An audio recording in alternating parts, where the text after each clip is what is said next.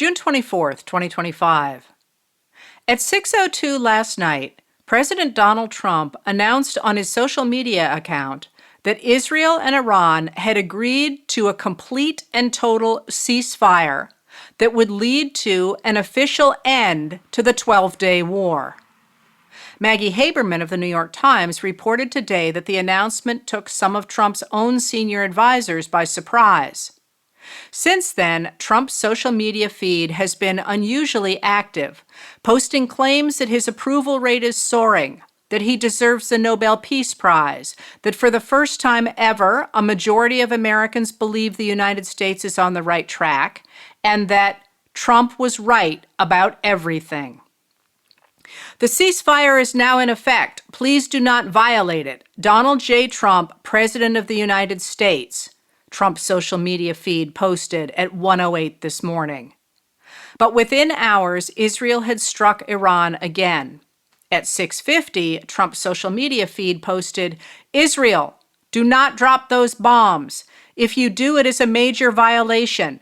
Bring your pilots home now. Donald J. Trump, President of the United States."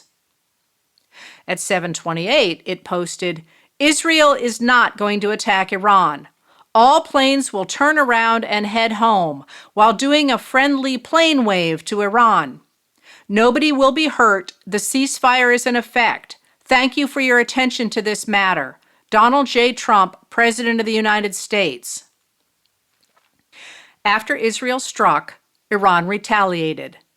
This morning, Trump accused both countries of violating the ceasefire agreement, although to be sure, there has been no published confirmation that any such agreement exists.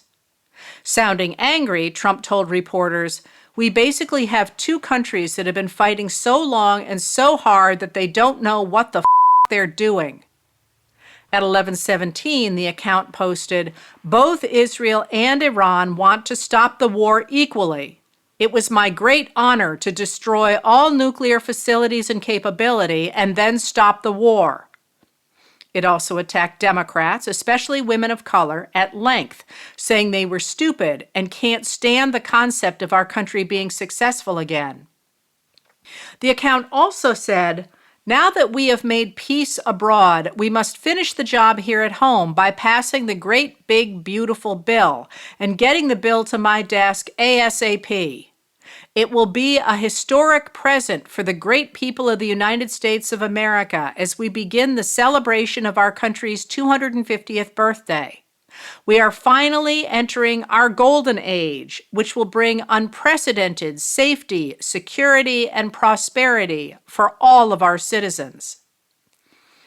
In fact, Trump's victory lap seems designed to be the finale to a triumphant storyline that can convince his loyalists he has scored an enormous victory before reality sets in. According to a new CNN poll, Americans disapprove of the U.S. military strikes against Iran by a margin of 56% to 44%. Further, Natasha Bertrand, Katie Bowlillis, and Zachary Cohen of CNN reported today that according to early assessments by the Defense Intelligence Agency, or DIA, of the damage caused by the U.S. strikes on Iran's nuclear facilities, the strikes did not destroy the main parts of Iran's nuclear program and probably set it back by only a few months. The DIA is the intelligence arm of the Pentagon. The White House called the DIA assessment flat out wrong. Later today, the New York Times confirmed CNN's reporting. Republican Senator Rand Paul of Kentucky suggested today that the Obama administration had the right approach when it negotiated the 2015 Joint Comprehensive Plan of Action, or JCPOA, that limited Iran's nuclear program. Paul said, "I'm arguing that the intervention, the military intervention, may not have been successful, as people are saying, and also that there may not be a military answer to this, that ultimately the answer to the end of the nuclear program is going to involve diplomacy." A video on Trump's social media feed posted at 7:15 tonight recalled Senator John McCain's 2007 call to bomb, bomb, bomb, bomb, bomb Iran to the tune of the Beach Boys' Barbara Ann. Trump's version used McCain's Bomb Iran chorus, but was longer and had visual imagery of planes dropping bombs. In Trump's version, the soundtrack to the video used the melody of Barbara Ann to say things like, "Went to a mosque, gonna throw some rocks, tell the Ayatollah gonna put you in a box," and "Old Uncle Sam, getting pretty hot, gonna turn Iran into a parking lot." It is a truism that, like other authoritarians, Trump tries only to appeal to his supporters.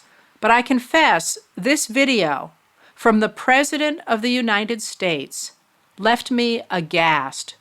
It seems to me long past time to question the 79-year-old president's mental health.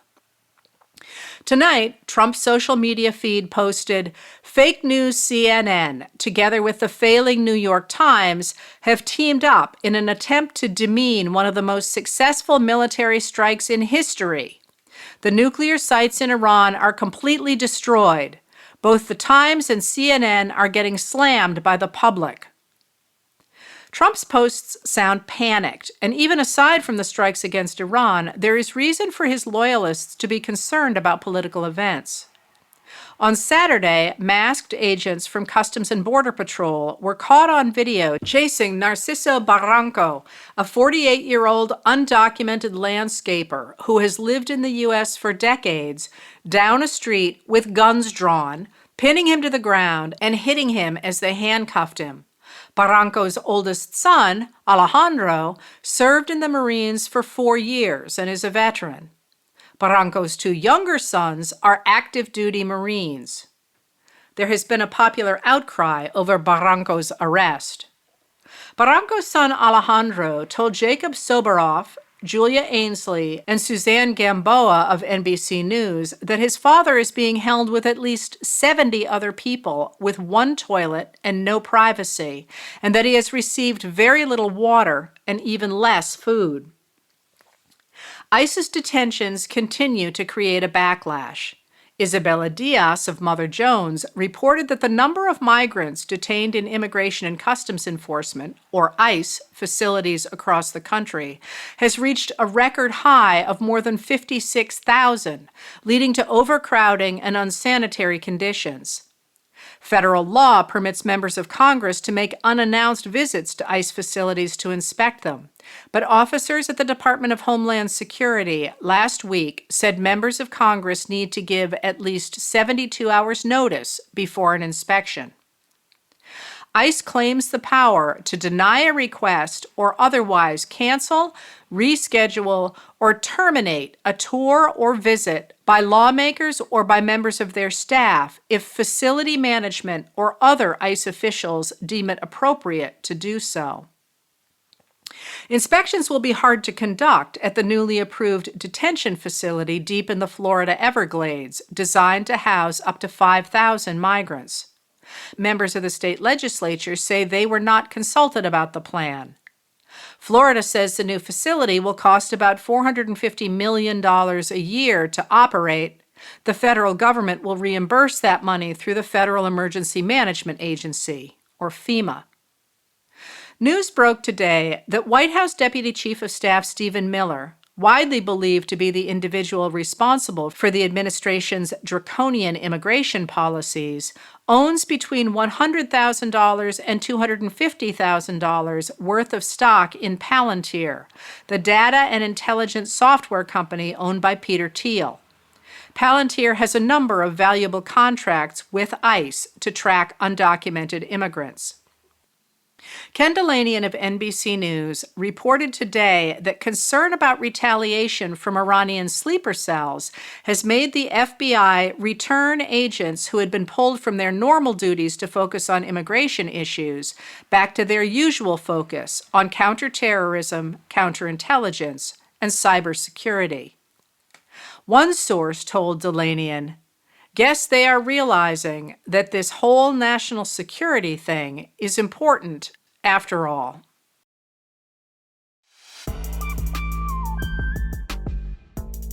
Letters from an American was written and read by Heather Cox Richardson. It was produced at Soundscape Productions, Dedham, Massachusetts. Recorded with music composed by Michael Moss.